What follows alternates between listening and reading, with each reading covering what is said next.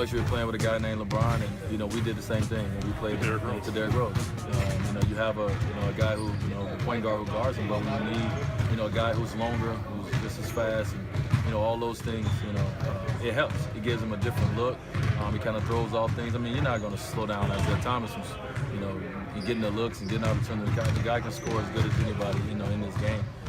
But just to give him a different look, like I said, if you get the offense out a little further, if it takes a little bit more time off the clock, all those things help. So, it's good to be able to have a guy like that to say, get us 30 and then go guard the guy that got 30. We all know Dwyane Wade goes way back with LeBron, Banana Boat Boys and all. So D-Wade came with an interesting comparison for the King and another teammate who gets buckets. We asked you on Twitter, is it fair to compare LeBron to Jimmy Butler? In just 25% say yes, it is fair. Stephen A., do you think it's fair to compare Butler to LeBron? It's fair because you're not saying he's better than LeBron. You're saying he's LeBron-like, which is a testament to LeBron because when you have that level of greatness, you have people who have aspirations of emulating your talents to some degree. Now, you can't do it because LeBron is a complete freak of nature. But let's take something into consideration, Max, and then I'll give you the floor. We've got a guy in Jimmy Butler who's a legit 6'6", 6'7", okay? He's averaged better than 20 points, 5 rebounds per game, on better than 45% shooting from the field. He shot around what LeBron has shot from three-point range. He shoots considerably better than LeBron from the free throw line. And just as equally important, he loves to defend as well.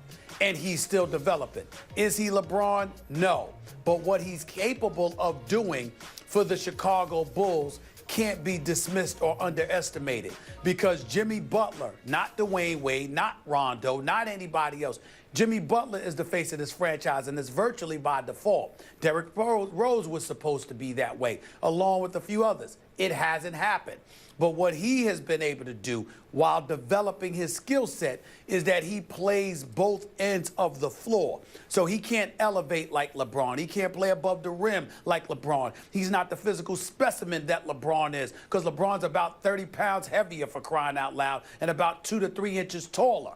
But what he brings to the table is similar in certain respects because he's trying, when you look at his game, there's not really other games to think about because he's not a sniper, he's not a ball handler extraordinaire. He's not a lot of those things, but he brings toughness, defensive tenacity, plays on both ends of the floor, and has relatively decent numbers. He's just not as good as the great one that LeBron is, but the skill sets are right in that area.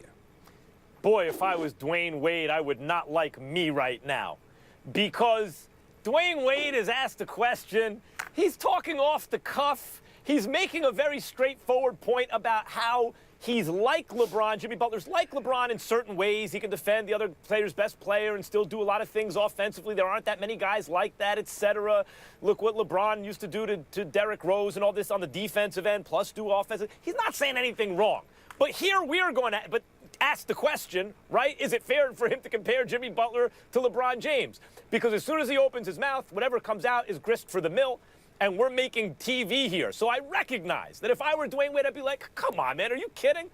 Nevertheless, I'm going to do it right now. He's not comparable to LeBron James, and that's why, unfortunately, nowadays, even though we put the microphones and cameras in your face and we want you to say something, when you do, even if it's innocuous like this, look out. Look, he's a tough defender, a versatile scorer. He has a good attitude and a great work ethic. He's the kind of guy you want on your team. But LeBron James, Stephen A., according to 538. Now, why do I bring up 538? Because we all know LeBron James is the best player in the world. But this year, we think that there's a statistical case, both in terms of team wins and in terms of the numbers they're putting up individually, that Russell Westbrook or James Harden, or maybe even Kawhi Leonard, deserves the MVP more than LeBron James. Because we are looking at certain numbers. But I think we would all agree that 538 has a more sophisticated look at the numbers. I'm not talking about the eyeball test. I mean just the numbers.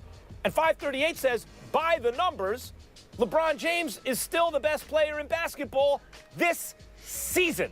In other words, if we say, no, that's ridiculous because look at the numbers the other guys are putting up, then we're claiming that we do the numbers better than they do, and that's absurd on its face.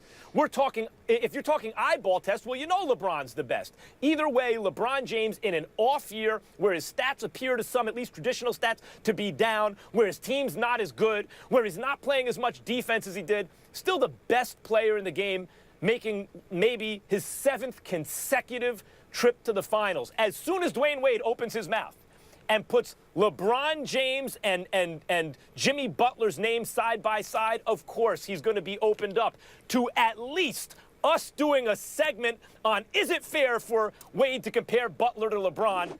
And the answer is no, as 75% of the people just showed you.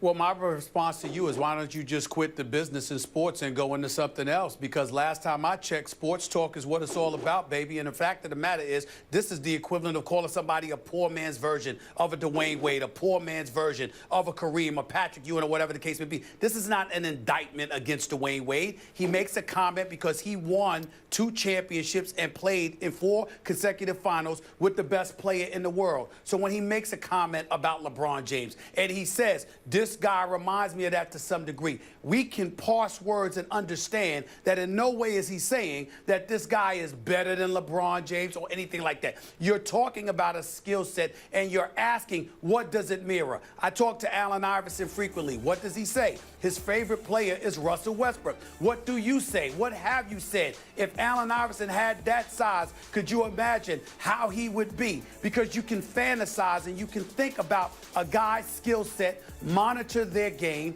and take it and say, what does it remind you of? It could be Oscar Robertson. It could be Elgin Baylor. And you transition that from Connie Hawkins to Julius Erving to Michael Jordan to Kobe Bryant. The list goes on and on. When you're talking about sports, you're not literal with it in terms of, unless you ask the direct question. Now, had we asked the direct question, is Jimmy Butler better than LeBron James? That would be a different ball game. But I don't recall us doing that. I recall us sitting up here, looking at a guy's skill set, understanding he's no scrub, remembering that he is an all-star, and you're asking to some degree, what is his game remotely similar to? The operative word being remotely, because it's on a smaller level, because the king is the king. LeBron is on another level. We get that. But when you look at Jimmy Butler, averaging 20 and 5, actually, yeah, I understand that, like I said, but averaging 20 and 5, shooting better than 45% from the field, shooting better from the free throw line, playing on both ends of the floor. So what's he saying, Stephen A., that in his experience, that comes with it. What's Wade really saying? That look, what Wade is really saying is, look, in my experience, I find that he reminds me of this other two-way wing player. Yes, Jimmy Butler's an excellent two-way wing player. What's wrong with that? Well, there's a way to say that without bringing up LeBron James's name. My point is like Why a not? meta. My point is like a meta point about athletes players? in the media. As soon when as have we not brought up great players? As when soon we're making as you put LeBron James's, as soon as you put LeBron James's name in it, people are going to say, is it fair to compare them? And the answer is no. Come on, the answer is no. Who would you? Well, again, you could sit up there and say, who's the great ones? We take the great ones, they're the standard, and everything mirrors them to some degree. You do it all the time. Sure. You mentioned great players. Absolutely. Right then. So that's what talking about sports brings. Yes, it does. And then it also brings. If somebody said LeBron was if somebody said Jimmy Butler was better than LeBron or close to LeBron, which is why that would be a different I started by saying, boy, Dwyane Wade's really not going to like me. Or if I were Dwyane Wade, I wouldn't like me right now. It's not that it's fair. I'm making a meta point about the media and athletes. It's not that it's fair. It's just the way it is. And you can say it's our responsibility to check that. And I think we're doing that. We're going into the details. Still, what people will take away from it, and Dwyane Wade knows this, he's been around a long time, is Wade comparing LeBron to Jimmy Butler. He's not doing that by accident. He's doing it because he's upping his guy. We get it. He's upping his guy publicly, and that's good for him. Dwyane Wade is a leader, and he's a veteran and a champion, and a finals MVP, by the way. But then when we ask the question, is it fair to compare him to LeBron? Obviously, the answer is no. He's also not the same kind of ball handler. He's not going to be the primary ball handler on a team, et cetera, et cetera. Okay. Let's leave it there, guys. When we come back, Andrew Luck says he's played through a bump shoulder in 2015. So how worried should Colts fans be about the health of their franchise quarterback. More on that, and Pac-Man Jones gets into it with a reporter. We'll show you what happened and get reaction from Max and Stephen A. Keep it here. It's First Take.